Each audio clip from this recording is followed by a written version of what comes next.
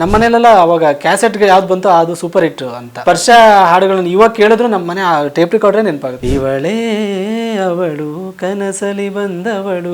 ನನಗೆ ಜಾಸ್ತಿ ಕಾಡದೆ ಬಾಲ್ಯದ ದಿನಗಳು ನಮ್ಮ ಮನೇಲಿ ಯಾವ್ದು ಕ್ಯಾಸೆಟ್ ಇತ್ತು ಅದು ಸೂರ್ಯವಂಶ, ಯಜಮಾನ, ಮಾಂಗಲ್ಯಂ ತಂತು ನಾನೇ. ಅಂದ್ರೆ ನಮ್ಮ ಚೈಲ್ಡ್ಹುಡ್ ಇಂದ ನಮ್ಮ ಜೊತೆ ಇದ್ದಂತ ಹಾಡುಗಳು. ASG ಅಂತ ಸಿನಿಮಾ ಡೈರೆಕ್ಟರ್ ಅವರು ನನಗೆ ಈ ಸಾಂಗ್ ಒಂದು ಕೇಳಿ ಅಂತ ನನಗೆ ಲಿಂಕ್ ಕಳಿಸಿದ್ರು. ಅನಾಥರು ಸಿನಿಮಾದ ಒಂದು ಹಾಡು.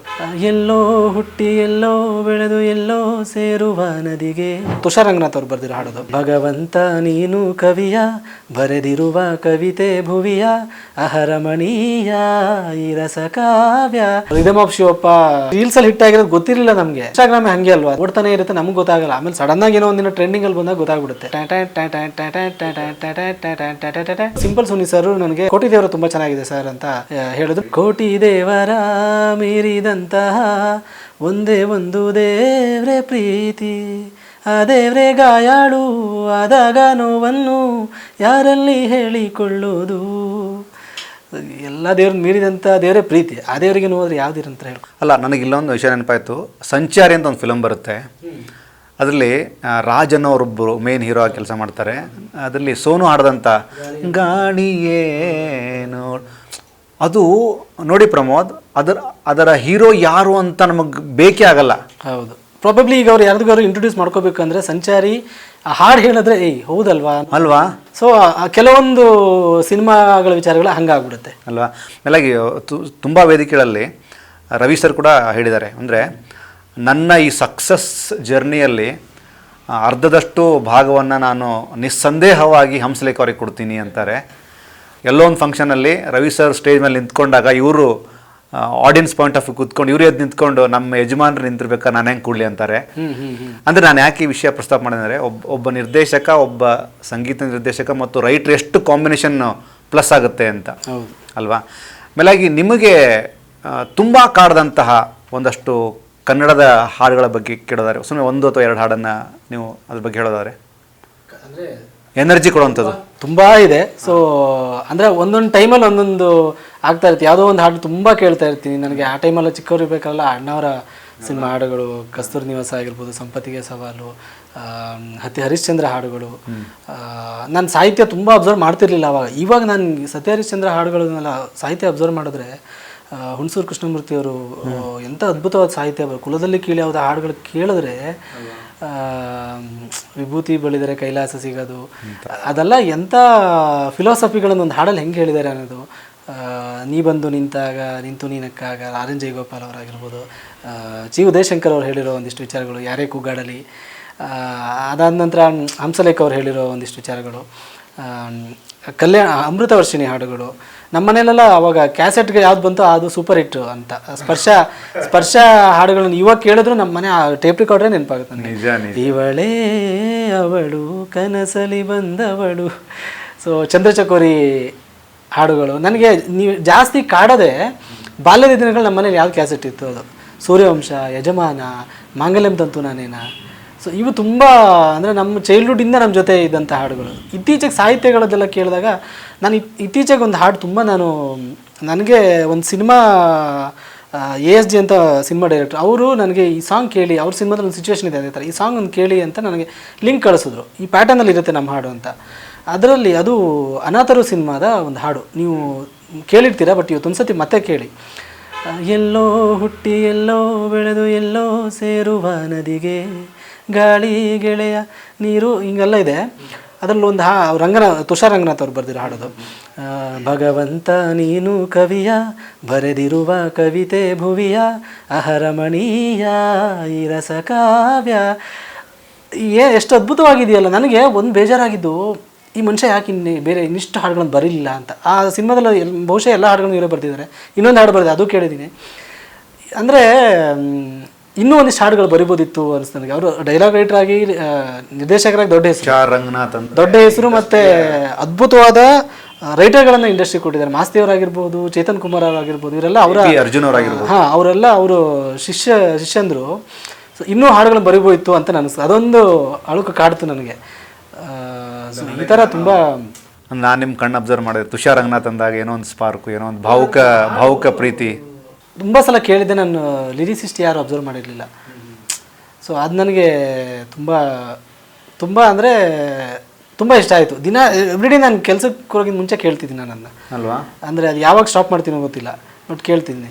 ಹಾಗೇ ನನಗೆ ಬದುಕಿಗೆ ತುಂಬ ಒಂದು ಹಂತದಲ್ಲಿ ನಾನು ತುಂಬ ಡೌನ್ ಆದಾಗ ನನಗೆ ಸ್ಫೂರ್ತಿ ತುಂಬಂಥ ಹಾಡು ಅಂದರೆ ಅರಳುವ ಹೂಗಳೇ ಆಲಿಸಿರಿ.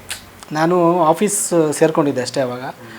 ನಮ್ಮ ಬಾಸ್ ತುಂಬ ಪ್ರೆಷರ್ ಆಗ್ತಾಯಿದ್ರು ನನಗೆ ಸೇರಿಕೊಂಡಿದ್ದಷ್ಟೇ ನನಗೆ ಸ್ವಲ್ಪ ನನಗೆ ಮಾನಸಿಕವಾಗಿ ಸ್ವಲ್ಪ ಹಿಂಸೆನೇ ಆಗ್ತಾಯಿತ್ತು. ಅವರಿಗೆ ಒಂದು ವಿಷಯ ಗೊತ್ತಿತ್ತು, ನಾನು ಇಂಡಸ್ಟ್ರಿಯಲ್ ಇಂಟ್ರೆಸ್ಟೆಡ್ ಇದ್ದೀನಿ ಅನ್ನೋದು ನಾನು ಇಂಟರ್ವ್ಯೂಲಿ ಹೇಳ್ಬಿಟ್ಟಿದ್ದೆ. ಅದು ತುಂಬ ದೊಡ್ಡ ತಪ್ಪು ನಾನು ಮಾಡಿದ್ದು. ಅವಾಗ ಏನಾಗೋದು, ನಾನು ಸುಮ್ಮನೆ ರಜೆ ಹಾಕಿದ್ರು, ಮನೆಗೆ ಮದುವೆಗೆ ರಜೆ ಹಾಕಿದ್ರು, ಆ ಮನುಷ್ಯ ಹೇಳ್ತಾಯಿದ್ರು ಶೂಟಿಂಗ್ ಹೋಗಿದ್ದೀಯಾ, ಶೂಟಿಂಗ್ ಕೇಸಾತ ಅಂತಿದ್ರು. ಸೊ ಇದೇನು ಹಿಂಗೆ ಅಂತ.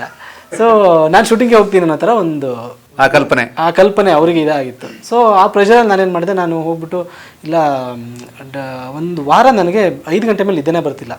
ನನ್ನ ಬಾಸ್ ಬೈತಿರೋ ಥರ, ಏನೋ ಕೆಲಸ ಹೇಳುತ್ತಿರೋ ಥರ ಈ ಥರ ಆಗ್ತಾಯಿದೆ. ನಾನು ಕ್ಯಾಬಲ್ಲಿ ನಾನು ನಮ್ಮ ಅಣ್ಣ ಒಂದೇ ಕಂಪ್ನಿಯಲ್ಲಿ ಹೋಗ್ತಿದ್ವಿ. ನಾನು ಮುಂದೆ ಡ್ರೈವರ್ ಹಿಂದ್ಗಡೆ ಸೀಟಲ್ಲಿ ಅಲ್ಲಿ ಕೂರ್ತಿದ್ದೆ ಕ್ಯಾಬಲ್ಲಿ. ನನಗಿಂತ ಒಂದು 3-4 ಸೀಟ್ ಹಿಂದೆ ಅವ್ನು ಕೂರೋನು. ಹೋಗ್ತಾ ನಾನು ಬುಕ್ ಓದ್ಕೊಂಡು ಹೋಗ್ತಿದ್ದೆ, ಅವ್ನು ನಿದ್ದೆ ಮಾಡೋನು. ಬರ್ತಾ ನಾನು ಸಿನಿಮಾ ನೋಡ್ಕೊಂಡು ಬರ್ತಿದ್ದೆ, ಅವ್ನು ನಿದ್ದೆ ಮಾಡೋನು. ಸೊ ನಾನು ಒಂದು ವಾರ ಆದಮೇಲೆ ನನಗೆ ನಿದ್ದೆನೇ ಬರ್ತಾ ಇಲ್ಲ. ನನಗೆ ಆಫೀಸಲ್ಲೂ ತುಂಬ ಹಿಂಸೆ ಆಗ್ತಿದೆ. ಇದು ನನಗೆ ಈ ದಾರಿ ಎಲ್ಲ ನಂದು, ನಾನು ಯಾಕೆ ಇಲ್ಲಿ ಓದಾಡ್ತಿದ್ದೀನಿ ಅಂತ. ಸೊ ನಮ್ಮ ಅಪ್ಪಂಗೆ ಫೋನ್ ಮಾಡಿದೆ, ನಾನು ಹಿಂಗೆ ಕೆಲಸ ಬಿಡಬೇಕು ಅಂತ. ಅವ್ರು ತುಂಬ ಖುಷಿಲಿದ್ರು ಕೆಲಸ ಸಿಕ್ಕಿದೆ ಅಂತ. ಒಳ್ಳೆ ಕಂಪ್ನಿ ವಿಪ್ರೋಜಿ ಹೆಲ್ತ್ ಕೇರ್ ಅಂತ, ಹೆಲ್ತ್ ಕೇರ್ ಕಂಪ್ನಿ MNC. ಅಲ್ಲಿ ನಾನು ಹೇಳಿಬಿಟ್ಟೆ, ಇಲ್ಲ ನಾನು ಕೆಲಸ ಬಿಡಬೇಕು ಅಂತ ಇದ್ದೀನಿ. ಯಾಕೆ ಅಂತ ಕೇಳಿ, ಇಲ್ಲ ಸ್ವಲ್ಪ ಪ್ರೆಷರ್ ಆಗ್ತಿದೆ. ನಮ್ಮ ಅಪ್ಪ ಇಲ್ಲ ತೊಂದರೆ ಇಲ್ಲ, ನಿಂಗೆ ಕಷ್ಟ ಆದರೆ ಬಿಡು ಅಷ್ಟೇ, ಬೇರೆ ನೋಡು ಅಷ್ಟೇ ಹೇಳಿದ್ರು, ಏನೂ ಹೇಳಿಲ್ಲ ಪಾಪ. ಅದಾದಮೇಲೆ ನಾನು ನಮ್ಮ ಅಣ್ಣಂಗೆ ಹೇಳಿರಲಿಲ್ಲ. ನಮ್ಮ ಅಣ್ಣಂಗೆ ಒಂದಿನ ಅಲ್ಲೇ ಮುಂದಿನ ಕ್ಯಾಬಲ್ಲಿ ಕೂತ್ಕೊಂಡು ಈ ಥರ ಈ ಒಂದು ವಾರ ಇತ್ತಲ್ವ, ಒಂದು ವಾರ ಪ್ರತಿದಿನ ನಾನು ಕ್ಯಾಬ್ ಹತ್ತಿದ್ಗಳು ಆಫೀಸ್ ಹತ್ತತ್ರ ಬರ್ತಿದ್ದಂಗೂ ನಮ್ದು 5-10 ನಿಮಿಷ ಇದೆ ಆಫೀಸ್ ಅನ್ಬೇಕಾರೆ ನನ್ನನ್ನು ನಾನು ಇದು ಮಾಡ್ಕೊಳ್ಳೋದಕ್ಕೆ ಆ ಸಾಂಗ್ ಕೇಳ್ತಿದ್ದೆ. ಒಂದು 4-5 ಸಲ ಕಂಟಿನ್ಯೂಸ್ ಓಡೋದು. ಅರಳುವ ಹೂಗಳೇ ಆಲಿಸಿರಿ ಬಾಳೊಂದು ಹೋರಾಟ ಮರೆಯಿದೆ, ಓಡ್ತಾನೆ ಇರೋದು ಇದು. ಈ ಒಂದು ವಾರ ನನಗೆ ಉತ್ತೇಜನ ಕೊಟ್ಟಿದ್ದೆ ಈ ಹಾಡು. ಸೊ ಅಲ್ಲಿ ಆಗಿದ್ದಾಗಲಿ ಅಂದ್ಬಿಟ್ಟು ನಮ್ಮ ಅಣ್ಣಂಗೆ ಅಲ್ಲೇ ಮೆಸೇಜ್ ಮಾಡಿದ್ದೆ, ನಾನು ಕೆಲಸ ಬಿಡಬೇಕು ಅಂತ ಇದ್ದೀನಿ. ಅವನೇ ರೆಫರ್ ಮಾಡಿದ್ದ. ಯಾಕೆ ಅಂತ ಕೇಳ್ದೆ. ಇಲ್ಲ ನನಗೆ ಕಷ್ಟ ಆಗ್ತಿದೆ. ಓಕೆ, ನಮ್ಮ ಬಾಸ್ಗೆ ಹೇಳಿದೆ. ಬಾಸ್ಗೆ ಹೇಳ್ತಿದ್ದಂಗೆ ಅವ್ರು ನಾನು ರೆಡಿ ಮಾಡಿದ್ದಷ್ಟೇ 1 ತಿಂಗಳು. ಈಗ ಮತ್ತೆ ಬಿಟ್ಟರೆ ಅವರಿಗೆ ಕಷ್ಟ ಅಲ್ವ. ಯಾಕೆ ನಮ್ಮ ಅಣ್ಣನ ಕರೆದೆ, ಯಾಕೆ ಕರಿ ನಿಮ್ಮ ಅಣ್ಣನ ಅಂತ. ನಮ್ಮ ಅಣ್ಣ ಬಂದ, ಹಿಂಗೆ ಏಸಾ ಬೋಲ್ರೆ ಇದಕ್ಕೋ ಅಂತ. ಅದಕ್ಕೆ ಒಂದು ಕೆಲಸ ಮಾಡು, ನೀನು ಒಂದು ಸ್ವಲ್ಪ ದಿನ ಟೈಮ್ ತಗೋ ಅಂತ ಹೇಳಿದ್ರು. ನಾನು ಆಮೇಲೆ ಸಂಜೆ ಅಷ್ಟೊತ್ತಿಗೆ ಒಂದು ಸ್ವಲ್ಪ ನಾನು ಕೂತ್ಕೊಂಡು ಯೋಚನೆ ಮಾಡಿದೆ. ಅಂದರೆ ಓಕೆ, ನನಗೆ ಬಿಟ್ಟು ಹೋಗ್ಬಿಡ್ಬೋದು, ದೊಡ್ಡ ವಿಷಯ ಅಲ್ಲ. ನನಗೆ ಎಜುಕೇಷನ್ ಲೋನ್ ಇದೆ. ನಾನು ಇಂಡಸ್ಟ್ರಿಯಲ್ಲಿ ಹೋದರೂ ನನಗೆ ಸಂಬಳ ಅಂತೂ ಸಿಗಲ್ಲ. ಸೊ ನನಗೊಂದು 2 ವರ್ಷ ಬೇಕೇ ಬೇಕು ಕಾಂಟ್ಯಾಕ್ಟ್ ಕ್ರಿಯೇಟ್ ಮಾಡ್ಕೊಳ್ಳೋದಕ್ಕೆ, ಒಂದಿಷ್ಟು ಕಲಿಯೋದಕ್ಕೆ ಬೇಕೇ ಬೇಕು. ನನಗೆ ಹೋದ ಕೂಡಲೇ ಕೆಲಸ ಕೊಟ್ಟರು ನನಗೆ ಮಾಡುವಂಥ ಆ ಶಕ್ತಿ ಇಲ್ಲ ನನಗೆ. ಹಾಗಾಗಿ ನಾನೇನು ಮಾಡಿದೆ, ಅವತ್ತು ಸಂಜೆ ಅಷ್ಟೊತ್ತಿಗೆ ಟೀಗೆ ಹೋಗ್ಬೇಕಾದ್ರೆ ಸರ್ಗೆ ಇಲ್ಲ ಸರ್ ನಾನು ಮಾಡ್ತೀನಿ, 1 ವರ್ಷ ಮಾಡ್ತೀನಿ ಸರ್ ಅಂತ ಹೇಳಿದೆ. ಆಮೇಲೆ 2 ವರ್ಷ ಮಾಡಿದೆ. ತುಂಬ ಕಾಮಿಡಿ ವಿಷಯ ಅಂದರೆ ನನಗಿಂತ ಮುಂಚೆ ಬಾಸೇ ಬಿಟ್ಟೋದ್ರು. ಬಟ್ ಆ ಬಿಟ್ಟೋ ಟೈಮಲ್ಲ ಪಾಪ ತುಂಬ ಒಳ್ಳೆ ಸಪೋರ್ಟಿವ್ ಆಗಿ ಫ್ರೆಂಡ್ ಆಗಿದೆ. ಇವತ್ತಿಗೂ ನಾನು ಏನಾದ್ರು ಸಾಂಗ್ ಕಳಿಸಿದ್ರು ಅವ್ರಿಗೆ ಅರ್ಥ ಆಗುತ್ತೋ ಬಿಡುತ್ತೋ ಹಿಂದಿಯವರು ಮೆಸೇಜ್ ಮಾಡ್ತಾರೆ ಸರಿ. ಸೊ ಹಂಗಾಗಿ ಇವೆಲ್ಲ ಒಂದಿಷ್ಟು ಜೀವನ ಪಾಠಗಳು, ಈ ಎಲ್ಲ ಹಾಡುಗಳು ತುಂಬ ಕನೆಕ್ಟೆಡ್ ಆಗುತ್ತೆ ಎಲ್ಲ ವಿಚಾರಗಳಲ್ಲೂ. ಹೀಗಾಗಿ ಅಲ್ಲಲ್ಲೇ ನನಗೆ ಹಾಡುಗಳು ನನ್ನ ಬದುಕಿಗೆ ಒಂದು ಏನೋ ಆಗಿದೆಯಲ್ವ. ಹಾಗಾಗಿ ನಾನು ಏನಾದರೂ ಒಂದು ಸ್ಫೂರ್ತಿ ಹಾಡು ಬರಿಬೇಕು ಅಂದಾಗ ಇದು ಯಾರಿಗೋ ಒಂದು ಕನೆಕ್ಟ್ ಆಗಲಿ ಅಂತ ಅನ್ನಿಸ್ತಿರುತ್ತೆ ಯಾವಾಗಲೂ. ಜೊತೆಗೆ ಇದ್ರ ಮಧ್ಯೆ ನೀವು ನಿಮ್ಮ ಹಾಡುಗಳು ಟ್ರೆಂಡ್ ಆಗ್ತವೆ ರೀಲ್ಸಲ್ಲಿ, ಶಾರ್ಟ್ಸಲ್ಲಿ, ಅಲ್ಲಿ ಅಂದರೆ ಬೈರಾಗಿಯ ರಿದಮ್ ಆಫ್ ಅದು ಹೆಂಗಿತ್ತು, ಆ ಒಂದು ಅವರ ಹೆಂಗಿತ್ತು? ಶಿವಣ್ಣ ಸಿನಿಮಾ ಅಂದಾಗ ಒಂದು ಬೇರೆ ಖುಷಿ ಅದು. ಶಿವಣ್ಣ ಸಿನಿಮಾ ತಮಿಳಲ್ಲಿ ಗೋಲಿ ಸೋಡಾ ಅಂತ ಇಟ್ಕೊಟ್ಟಂಥ director, Anoop Seelin music director, Vijay Milton ಅವರು, ಕೃಷ್ಣ ಸಾರ್ಥಕ್ ಅವ್ರ ಪ್ರೊಡಕ್ಷನ್ನು, ದಯವಿಟ್ಟು ಗಮನಿಸಿ ಎಲ್ಲ ಮಾಡಿದರು. ನನಗೆ ಅನೂಪ್ ಸರ್ ಜೊತೆ ಅದಕ್ಕಿಂತ ಮುಂಚೆ inspector Vikram, Raju James bond ಇದೆಲ್ಲ ವರ್ಕ್ ಮಾಡಿದ್ದೆ ನಾನು. ಸೊ ಬೈರಾಗಿ ಬಂದಾಗ ನನಗೊಂದು ಭಯ ಇತ್ತು. ಅಂದರೆ ಒಂದು ದೊಡ್ಡ ಹೀರೋ, ಅದರಲ್ಲಿ ಧನಂಜಯ್ ಅವ್ರು ಬೇರೆ ಇದ್ದರು, ಕಮರ್ಷಿಯಲ್ ಸಿನಿಮಾ, ಇಷ್ಟು ದೊಡ್ಡ ಬಜೆಟ್ ಸಿನಿಮಾ ಅಂತ. ಸೊ ರಿದಮ್ ಆಫ್ ಶಿವಪ್ಪ ಅದು ಅಂದರೆ ಈ ರೀಲ್ಸಲ್ಲಿ ಹಿಟ್ ಆಗಿರೋದು ಗೊತ್ತಿರಲಿಲ್ಲ ನಮಗೆ. ಸೊ ಅದು ಇನ್ಸ್ಟಾಗ್ರಾಮೇ ಹಾಗೆ ಅಲ್ವಾ, ನಮಗೇನೋ ಓಡ್ತಾನೆ ಇರುತ್ತೆ, ನಮಗೆ ಗೊತ್ತಾಗಲ್ಲ. ಆಮೇಲೆ ಸಡನ್ನಾಗಿ ಏನೋ ಒಂದಿನ ಟ್ರೆಂಡಿಂಗಲ್ಲಿ ಬಂದಾಗ ಗೊತ್ತಾಗ್ಬಿಡುತ್ತೆ. ಸೊ ಇದ್ಬದ್ದವರೆಲ್ಲ ಅದಾಯಿತು. ಅದಾದಮೇಲೆ ಇನ್ನೊಂದು ತುಂಬ ಆಶ್ಚರ್ಯ ಆಗಿದ್ದು, ಸ್ವಲ್ಪ ದಿನ ಆದಮೇಲೆ ಅದೇ ಸಿನಿಮಾದಲ್ಲಿ ಗ್ರಹಣ ಅಂತ ಒಂದು ಸಾಂಗ್ ಇದೆ, ಒಂದು ಕ್ಲೈಮ್ಯಾಕ್ಸಲ್ಲಿ ಬರುವಂಥ ಒಂದು ಡೆಪ್ತ್ ಇರುವಂಥ ಒಂದು ಹಾಡೋದು. ಸೊ ಅದು ಪರ್ಸ್ನಲಿ ನನಗೆ ತುಂಬ ಇಷ್ಟ ಆ ಹಾಡು. ಆ ಹಾಡನ್ನ ಯೂಟ್ಯೂಬ್ ಕಮೆಂಟ್ಸ್ ಒಂದಿನ ನೋಡಿದಾಗ ಏನೋ ಅಲ್ಲಿ ಕಮೆಂಟ್ಸ್ ಮಾಡ್ತಿರ್ತಾರಲ್ವ, ಹೂ ಈಸ್ ಹಿಯರ್ ಆಫ್ಟರ್ ಏನೋ ಇದು ಸ್ಟಾರ್ಟೆಡ್ ಟ್ರೆಂಡಿಂಗ್ ಇನ್ ಇನ್ಸ್ಟಾಗ್ರಾಮ್ ಅಂತ. ಇನ್ಸ್ಟಾಗ್ರಾಮ್ ಅಲ್ಲ ಅಂತ ನಾನು ಹೋಗಿ ನೋಡಿದಾಗ ಎಲ್ಲಿ ನೋಡಿದ್ರು ಬಂಗಾರದ ಕಣ್ಣಿಗೆ ದೃಷ್ಟಿಯು ಎಲ್ಲಿದೆ, ಜಗವೇ ಒಂದು ನಾಟಕವೇ ಅಂತ ಅಲ್ಲೂ ಓಡ್ತಿದೆ. ಸೊ ಈ ರೀತಿ ತುಂಬ ಇದಾಗಿದೆ. ರೀಸೆಂಟಾಗಿ ಲವ್ಲಿ ಸಿನಿಮಾದು ಕೋಟಿ ದೇವರ ನಂಗೆ ಡೈರೆಕ್ಟರ್ ಹೇಳಿದ್ಮೇಲೆ ಗೊತ್ತಾಗಿರೋದು. ಅದೊಂದು ಬಿಟ್ ಸಾಂಗ್, ಆ ಸಿನಿಮಾದಲ್ಲಿ 4 ಹಾಡು, 4 ಪ್ಲಸ್ ಒಂದು 2-3 ಬಿಟ್ ಸಾಂಗ್ ಬರ್ತಿದ್ದೆ. ನನಗೆ ದೇವರೇ ಗೊತ್ತಿಲ್ಲ. ನಾನು ಇನ್ನೊಂದೆರಡು ಸಾಂಗ್ಗಳು ಬರ್ದಿದ್ನಲ್ವ, ಈ ಸರ್ ಹಾಡಿರೋದೊಂದು ಐಟಮ್ ನಂಬರ್ ಇತ್ತು. ಅದೇಳು ಹಿಟ್ ಆಗ್ಬೋದು ಅಂತ ಅಂದ್ಕೊಂಡಿದ್ದೆ ನಾನು. ಸಿನಿಮಾ ರಂಗದ ವಿಪರ್ಯಾಸಗಳು ನೋಡಿ ಆಡಿಯನ್ಸ್ ಯಾವ್ದು ಹೇಗೆ ತಗೋತಾರೆ ಹೇಳೋಕ್ಕಾಗಲ್ಲ. ಸೊ ಕೋಟಿ ದೇವರ ಮಾಡಿದಾಗ ತುಂಬ ಒಂದು 5-10 ನಿಮಿಷದಲ್ಲಿ ಬರ್ತಿದ್ದೆ ಅಷ್ಟೇ. ಅದು ಅನೂಪ್ ಸರ್ ಇಮಿಡಿಯೇಟ್ ಬನ್ನಿ ಒಂದು ಬಿಟ್ಟಿದೆ ಅಂತ ಹೇಳಿದ್ರು, ಸಿಚುವೇಶನ್ ತೋರಿಸಿದ್ರು. ನಾನು ಅಲ್ಲೇ ಹಿಂಗೆ ಬರೆದ್ಬಿಟ್ಟು ಸರ್ ಹಾಂ ಸೂಪರ್ ಆಗಿದೆ ಅಂದರು, ಕೊಟ್ಬಿಟ್ಟು ಬಂದೆ ಅಷ್ಟೇ. ಸಿನಿಮಾ ಪ್ರೀಮಿಯರ್ ಆದಾಗಲೂ ಸಿಂಪಲ್ ಸೋನಿ ಸರು ನನಗೆ ಅನೂಪ್ ಸರು ನಾವು ಎಲ್ಲ ಹಿಂಗೆ ಎಕ್ಸಲೇಟರ್ ಹೇಳ್ಕೊಂಬರ್ತಾ ಇದ್ದೀವಿ. ಆವಾಗ ಸರ್ BGM ತುಂಬ ಚೆನ್ನಾಗಿದೆ, ಕೋಟಿ ದೇವರು ತುಂಬ ಚೆನ್ನಾಗಿದೆ ಸರ್ ಅಂತ ಹೇಳಿದ್ರು. ನನಗೆ ಕೇಳೋರು ಪ್ರಮೋದ್ ನೀವೇ ಬರ್ತಿರೋದಾ ಕೇಳಿದ್ರು ಸೋನಿ ಸರ್. ಹೌದು ಸರ್ ತುಂಬ ಚೆನ್ನಾಗಿದೆ, 4 ಲೈನ್ ಇದೆ ಅಷ್ಟೇ. ಅದೊಂದ್ಸಲ ಹೇಳಿ. ಕೋಟಿ ದೇವರ ಮೀರಿದಂತಹ ಒಂದೇ ಒಂದು ದೇವ್ರೆ ಪ್ರೀತಿ, ಆ ದೇವ್ರೆ ಗಾಯಾಳು ಆದಾಗ ನೋವನ್ನು ಯಾರಲ್ಲಿ ಹೇಳಿಕೊಳ್ಳೋದು. ಎಲ್ಲ ದೇವ್ರನ್ನ ಮೀರಿದಂಥ ದೇವರೇ ಪ್ರೀತಿ, ಆ ದೇವರಿಗೆ ನೋಡಿದ್ರೆ ಯಾವ್ದಿರಂತ ಹೇಳ್ಕೊಂಡು ಮೇಲಾಗಿ ಅದರಲ್ಲಿ ನೋಡಿ ಎಷ್ಟು ಸೂಕ್ಷ್ಮವಾದಂಥ ಅದು. ನಾನು ಮತ್ತೆ ಆ ಕ್ರೆಡಿಟ್ಸು ಸಿನಿಮಾ ಡೈರೆಕ್ಟ್ರಿಗೆ ಕೊಡ್ಬೇಕು ನಾನು. ಯಾಕಂದರೆ ಸಿಚುವೇಶನ್ ಹಂಗಿರುತ್ತೆ. ತುಂಬ ಆಳವಾಗಿ ಪ್ರೀತಿ ಮಾಡ್ತಾ ಇರುವಂಥ ಗಂಡ ಹೆಂಡತಿ, ಅಲ್ಲಿ ಅವಳು ಹೆಂಡತಿಗೆ ನೋವಾಗಬಾರ್ದು ಅಂತ ಇದು ಮಾಡ್ತಾ ಇರ್ತಾನೆ. ಸೊ ಆ ಪ್ರೀತಿಗೆ ನೋವಾದಾಗ ಏನಾಗುತ್ತೆ ಅನ್ನೋದೊಂದು ಅದೇನೋ ಬರ್ಸ್ಬಿಡುತ್ತೆ ಸರ್ ಅಷ್ಟೇ. ನಾವು ಬರಿತೀವಿ ಅನ್ನೋದು ಸುಳ್ಳು, ಆ ಸಿಚುವೇಶನ್ಗಳು ಬರ್ಸ್ಬಿಡುತ್ತೆ. ನಮ್ಮ ಪದಗಳು ನಾವೇನೋ ಕಲ್ತಿರ್ತೀವಿ ಗೊತ್ತಾ, ಒಂದಿಷ್ಟು ನಾವು ಬದುಕಿ ಬಂದಂಥ ರೀತಿ, ನಾವು ಓದಿರೋಂಥ ಪುಸ್ತಕಗಳು, ನಮ್ಮ ಎಮೋಷನ್ಸ್ ತುಂಬ ಇಂಪಾರ್ಟೆಂಟು. ರೈಟರ್ಸ್ ಇದಾರಲ್ಲ ತುಂಬ, ನನಗೆ ಗೊತ್ತಿರೋ ಪ್ರಕಾರ ರೈಟರ್ಸ್ ಅದೇ ಅಂದರೆ ಮೂಡಿಯೆಸ್ಟ್ ಪೀಪಲ್. ನಿಜ. ಎಲ್ಲ ವಿಚಾರಗಳಾಗಿರ್ಬೋದು, ಅವರ ಮೂಡ್ಗಳನ್ನು ಅವ್ರು ಅಷ್ಟು ಮೂಡಿ ಆಗಿರೋದಕ್ಕೆ ಅಷ್ಟು ಕ್ರಿಯೇಟಿವ್ ಆಗಿರ್ತಾರೆ. ನಿಜ. ಯಾಕಂದರೆ ಬದುಕನ್ನು ಒಂದೇ ಥರ ನೋಡೋಕ್ಕಾಗಲ್ಲ ಅವ್ರಿಗೆ. ಯಾವುದೋ ಒಂದು ಖುಷಿ ವಿಚಾರದಲ್ಲೂ ಅವರಿಗೆ ಒಬ್ಬನ ದುಃಖ ಕಾಣಿಸ್ಬೋದು. ಯಾವುದೋ ಒಬ್ರು ಮದುವೆ ಆಗ್ತಿದ್ರೆ ರಪ್ ಅಂತ ಇಲ್ಲಿ ಮದುವೆ ಆಗ್ತಿದ್ದಾನೆ, ಮೇ ಬಿ ಇವನು ಯಾರನ್ನು ಲವ್ ಮಾಡಿದ್ನೋ ಅಥವಾ ಇವಳು ಯಾರನ್ನು ಲವ್ ಮಾಡಿದ್ಲು, ಅವನಲ್ಲಿ ಕೂತ್ಕೊಂಡು ಅಳ್ತಿರ್ಬೋದೇನೋ. ಈ ಥರ ಒಂದು ಖುಷಿಯಲ್ಲೂ ಒಂದು ದುಃಖ ಕಾಣಿಸ್ತಿರುತ್ತೆ ಅವನಿಗೆ, ಒಂದು ದುಃಖದಲ್ಲೂ ಒಂದು ಖುಷಿ ಕಾಣಿಸ್ತಿರುತ್ತೆ. ಇದೆಲ್ಲ ಕಾಣಿಸ್ಬೇಕು ಅಂದರೆ ರೈಟರ್ ಒಂದು ಇನ್ಬಿಲ್ಟ್ ಸಿಸ್ಟಮ್ ಇದೆಯಲ್ಲ, ಅದು ತುಂಬ ವಿಚಿತ್ರ. ಅದಕ್ಕೆ ಹೇಳೋದು ಅಂದರೆ ರವಿ ಕಾಣೋದನ್ನು ಕವಿ ಕಂಡ ಅಂತ. ಇದ್ರ ಮಧ್ಯೆ ಒಂದು ನಾವೆಲ್ ಕೂಡ ಮಾಡ್ತೀರಿ, ತುಂಬ ಅಭಿನಂದನೆಗಳು ಆ ವಿಚಾರಕ್ಕೆ. ಅದ್ರ ಬಗ್ಗೆ ಹೇಳಿ.